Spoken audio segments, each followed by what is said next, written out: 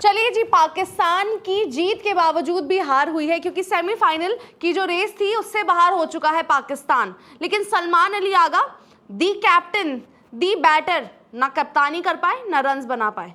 उन्होंने आकर हार के बाद क्या कुछ कहा है, कितने बहाने दिए, सीधा उस पर बात करेंगे क्योंकि 4 बार उन्होंने ड्यू को ही ठहरा दिया है गुनहगार।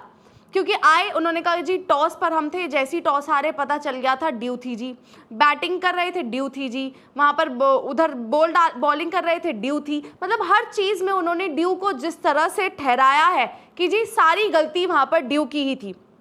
क्या क्या उन्होंने कहा, देखिए जब हम टॉस हारे थे तो हमें पता चल गया था कि काफ़ी चैलेंजिंग होगा क्योंकि वहाँ पर ड्यू थी।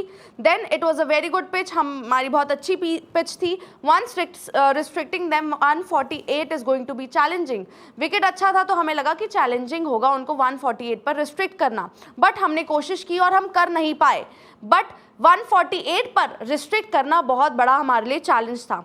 आई think if I could have won the toss then it could have been a different story. अगर हम टॉस जीत जाते तो हमारे लिए शायद वो अलग ही स्टोरी होती। डिसअपॉइंटेड है क्या आप स्पिनर से, जब उनसे ये पूछा गया तो उन्होंने कहा या बट बिकॉज ड्यू थी ना, ड्यू बहुत बड़ा फैक्टर था, इसलिए मैं ज़्यादा कहूँगा नहीं, बट हम शायद अपने प्लान्स को बेहतर तरीके से एग्जीक्यूट कर सकते थे। हमारे स्पिनर्स जो थे ब्रिलियंट थे, लेकिन उस्मान तारिक का आज ऑफ डे था। और T20 क्रिकेट में अक्सर ऐसा होता है, वो बहुत एक्सेप्शनली अच्छा रहे हैं और कभी कभार ऑन एंड ऑफ डेज आते हैं, but yes due was a factor.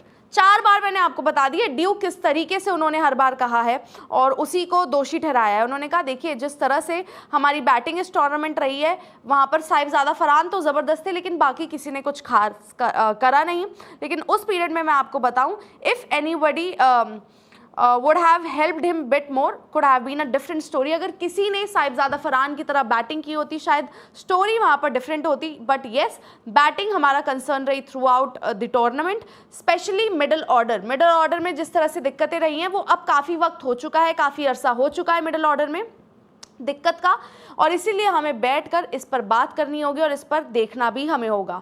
Yes, हम फिनिश नहीं कर पाए अच्छे से, बट 20 ओवर्स में आप देखिए जो ऑपोजिशन है उनको 2 ओवर्स जिस तरह से उन्होंने वहाँ पर कैपिटलाइज कर लिया, and that was the case at that time.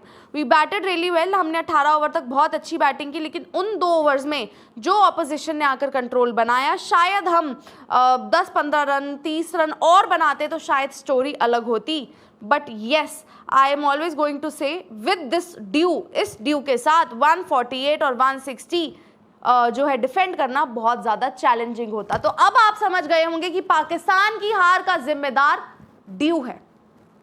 ये बहानेबाजी बहुत हो गई पाकिस्तान की तरफ से, आप जानते हैं हर बार चूरन दिए जाते हैं, कभी कुछ कभी कुछ कभी कुछ, और आज जो है उन्होंने 4 बार बता दिया कि 148 ड्यू के साथ रिस्ट्रिक्ट करना बहुत मुश्किल था। अरे मुश्किल था तो ट्रॉफी घर पर थोड़ी रखी है या पेड़ पर थोड़ी उग रही है, वर्ल्ड कप ट्रॉफी है ना, तो वो रास्ता भी मुश्किल होगा। आपकी टीम में दम था तो कर जाते, लेकिन नहीं हो पाया, और शायद ये पाकिस्तानी फैंस को समझना होगा कि आपकी टीम में दम नहीं है। हो गया था कुदरत का निज़ाम, दुआएं कबूल हो गई थी, लेकिन अब पाकिस्तान के हाथ में चाबी थी सेमीफाइनल की, जो कि उन्होंने गवा दी।